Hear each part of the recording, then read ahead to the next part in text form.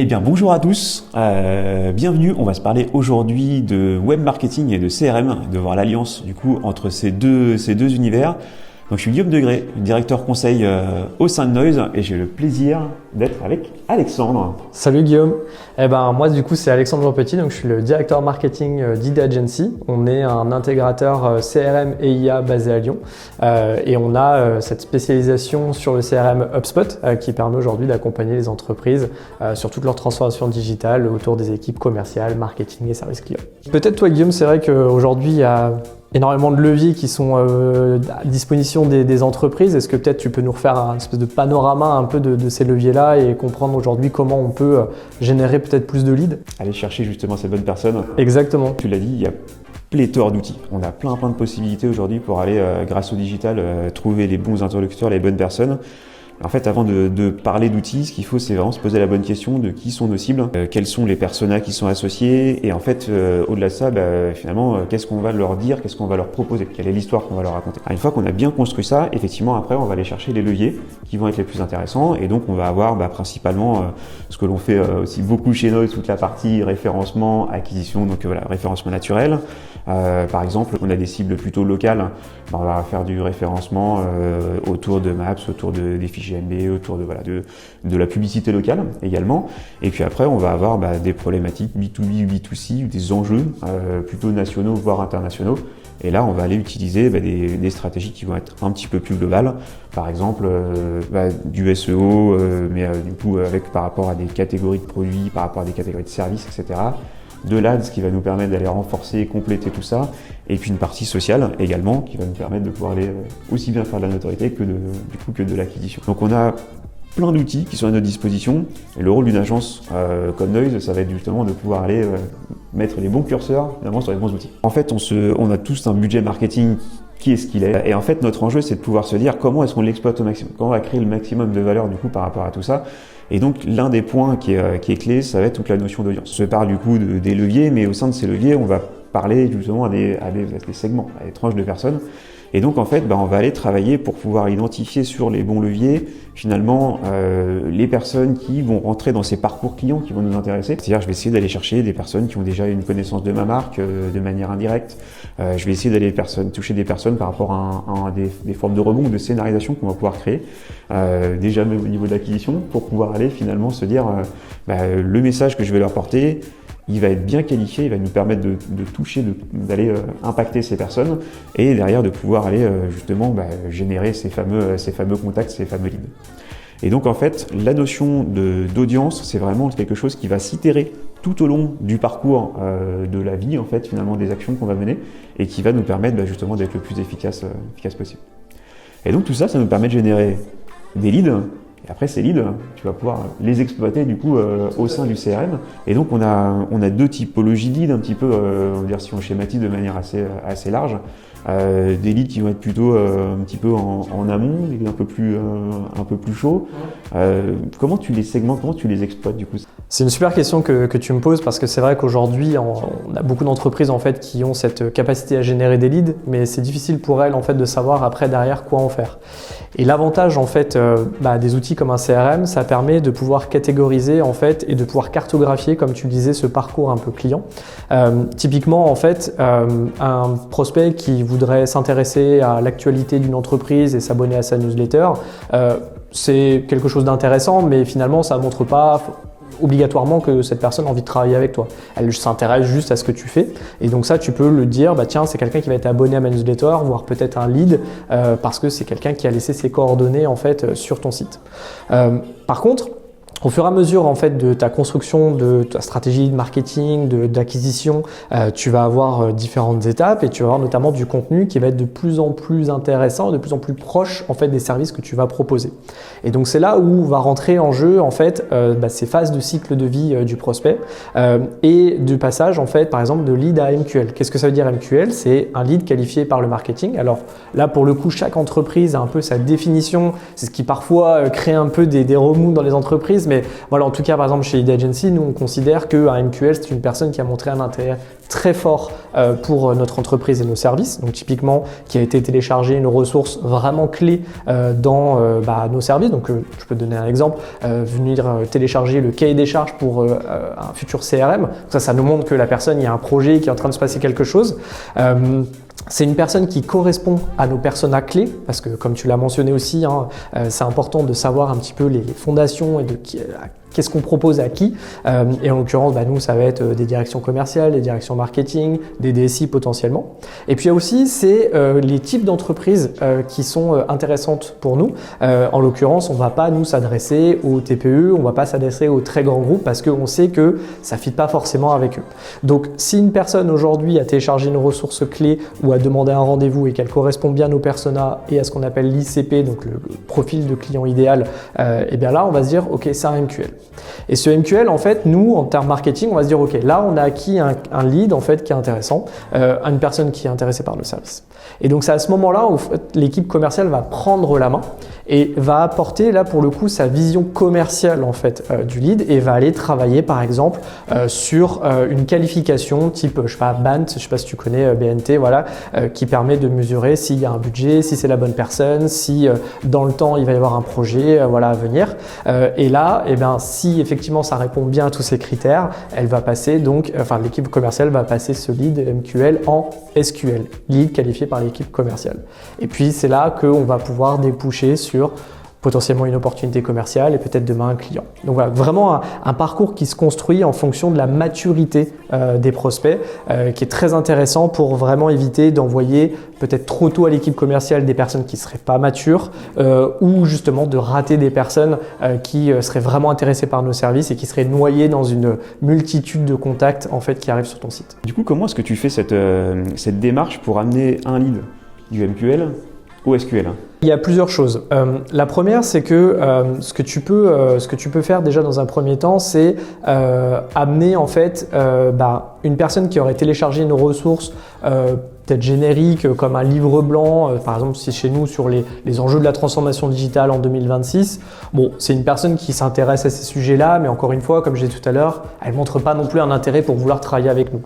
Par contre, moi, sur mon site, j'ai d'autres contenus très intéressants que je vais pouvoir lui envoyer. Et c'est là où on va mettre en place ce qu'on appelle des scénarios de nurturing. Le nurturing, en fait, c'est un moyen de pouvoir alimenter sur une période qui peut être de quelques semaines à plusieurs mois, un contact pour lui donner de plus en plus de contenu intéressant et puis de l'amener petit à petit à prendre conscience de son problème, à lui montrer que nous avons des solutions pour lui et potentiellement à essayer de l'inciter à venir prendre rendez-vous avec nous. Voilà. Et c'est comme ça qu'on va réussir, si tu veux, à amener cette personne qui au départ n'avait pas forcément de problématique à venir travailler avec nous. Et donc là, c'est tout l'intérêt en fait des plateformes comme HubSpot. C'est que justement, tu vas pouvoir, à travers des scénarios de nurturing qui sont automatisés, amener ce prospect-là qui au départ est venu télécharger une ressource tout à fait classique à une prise de rendez-vous. Donc nous, on essaye de construire en fait comme ça, si tu veux, tout un parcours de contenu sur des choses qui sont très haut de funnel, très dans la découverte, plus en plus vers la considération, vers des solutions, des problématiques que peuvent rencontrer nos clients potentiellement. Et puis tu vois, à la fin, par exemple, je vais amener un cas client qui va montrer comment tel client qui ressemble à ce prospect a réussi avec HubSpot et Lead Agency à résoudre ces problèmes-là. Et à la fin, essayer de dire, tiens, si tu as envie de faire la même chose, essaye de prendre contact avec nous et puis on pourrait peut-être en discuter. Voilà, donc c'est vraiment toute cette automatisation et ces nurturing qui vont nous amener en fait à tout simplement faire évoluer le prospect. Oui. Tout à fait. Et du coup, ce scénario, il est hyper riche, donc c'est top, parce que du coup, en fait, on a la capacité de pouvoir mener plein d'actions au final. Tu vois, là, ce que tu dis, c'est je vais lui envoyer un email, potentiellement, je vais aller automatiser peut-être un SMS, etc. Et en fait, nous, c'est des choses aussi qui nous sont hyper précieuses, parce qu'on a la capacité, du coup, de créer ces fameuses audiences que je mentionnais au début, et du coup, d'avoir cette interaction entre le CRM, la data, et puis, du coup, ce qu'on peut aller mener comme campagne en push, pour essayer d'aller réalimenter un petit peu ces scénarios et voilà, exploiter les différents points de contact qu'on peut avoir avec la personne. Et du coup, toutes ces étapes-là, finalement, c'est quelque chose d'assez mathématique. Enfin, c'est très maîtrisé. On se parlait un petit peu en introduction de scoring. Comment tu vas l'appliquer? C'est quoi la méthode, la mécanique pour aller mettre en place ce scoring? Comme pour la définition un peu de toutes ces phases de cycle de vie, il y a aussi, chaque entreprise a un peu ses règles sur le scoring. Il n'y a pas une règle universelle qui permet de dire telle action va mener tel point, etc. Voilà. Là, c'est plutôt, j'ai envie de dire, en fait, des choses qui se construisent au fur et à mesure avec les entreprises et c'est des tests en fait. Tu vas pouvoir mesurer si tu veux à travers un scoring. Par exemple, je vais me dire quelqu'un s'est abonné à ma newsletter, ça montre pas un intérêt très fort, je vais peut-être lui attribuer quelques points. Je vais aussi me dire que peut-être une ressource plus engageante ou une action plus engageante comme venir à un événement physique, ça montre en fait quelque chose de beaucoup plus mature et beaucoup plus fort. Donc en fait, mes points vont évoluer en fonction en fait encore une fois, des degrés d'implication et d'engagement de mon prospect. Ce qui est intéressant avec HubSpot aussi, c'est que c'est pas uniquement en fait du scoring qui va s'appliquer sur des téléchargements ou des ouvertures d'email, mais ça peut être également sur des visites sur ton site web. En fait, tu peux déposer un pixel sur ton site web et mesurer si la personne elle est venue sur ton site et quelle page elle a consulté.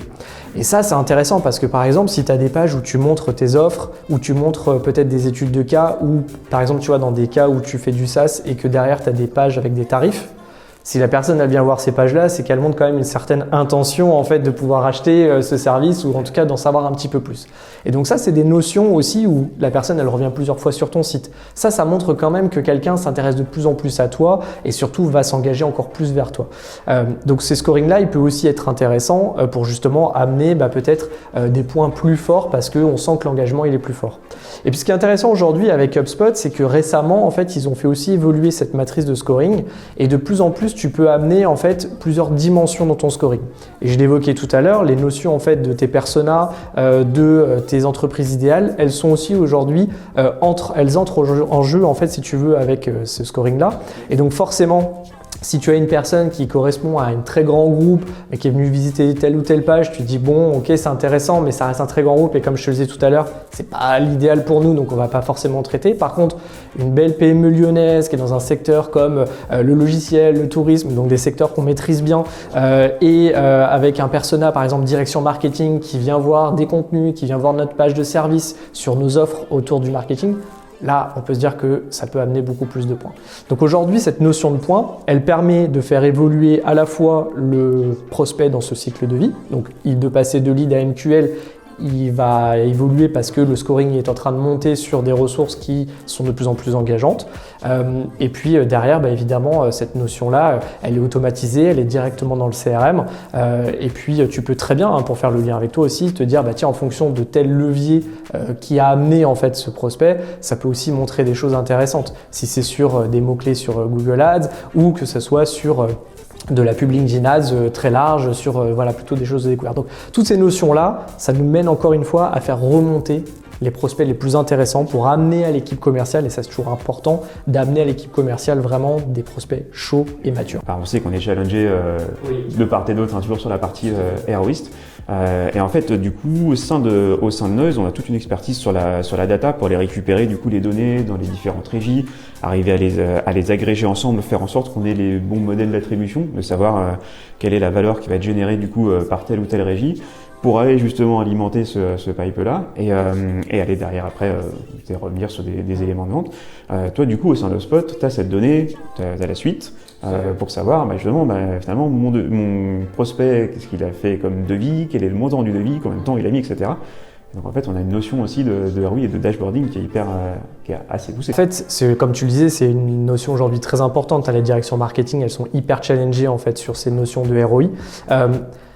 En fait, si tu veux, au sein d'HubSpot, tu ne vas pas pouvoir avoir une granularité d'informations comme tu peux le retrouver dans des dashboards analytics autour de tes campagnes publicitaires. Par contre, ce qui est intéressant, c'est que tu vas pouvoir vraiment faire le lien entre ça. Et donc derrière, moi, je vais pouvoir construire des tableaux de bord qui vont me permettre de suivre, encore une fois, que tel levier a pu amener en fait telle opportunité commerciale derrière et tel montant de deal signé, par exemple. Et donc ça, c'est quelque chose aujourd'hui qu'on peut très bien faire, qui se synchronise à la fois, tu vois, avec Google, avec LinkedIn, par exemple, sur le B2B. Et c'est super intéressant de faire remonter ces datas-là et d'y attribuer derrière, en fait, quel est le client qui est est signé parce qu'il a fait tel et tel parcours et d'où il vient à la base. Il a pu aussi être influencé, c'est-à-dire qu'il a pu rentrer dans ton CRM par un levier et puis influencé plus tard par d'autres leviers publicitaires. Donc toutes ces notions-là, aujourd'hui, ça me permet moi d'avoir, en tant que directeur marketing, une vue très globale et surtout de permettre de pouvoir justifier toutes les actions marketing que l'on va mener. Évidemment, je vais avoir après derrière besoin de rentrer dans le détail pour piloter mes campagnes sur les plateformes publicitaires. Mais pour le coup, dans HubSpot, là vraiment j'ai cette vue centralisée et ça c'est super intéressant. Très bien. Du coup, on est sur une bonne association au final, c'est un peu la Exactement. conclusion de cet échange. Du coup, bon, on l'a compris, au sein de Noise, on a cette capacité du coup à aller pouvoir toucher les bonnes personnes en amont, arriver à initier, à créer finalement le début de l'histoire.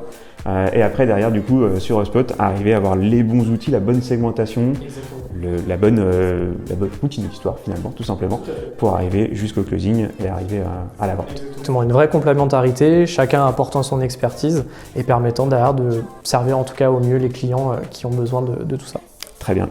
Si vous voulez en savoir plus, en tout cas, n'hésitez pas. Vous pouvez du coup nous contacter, donc Noise ou Video Agency, et donc voilà, on sera ravis d'échanger sur les enjeux acquisition et CRM.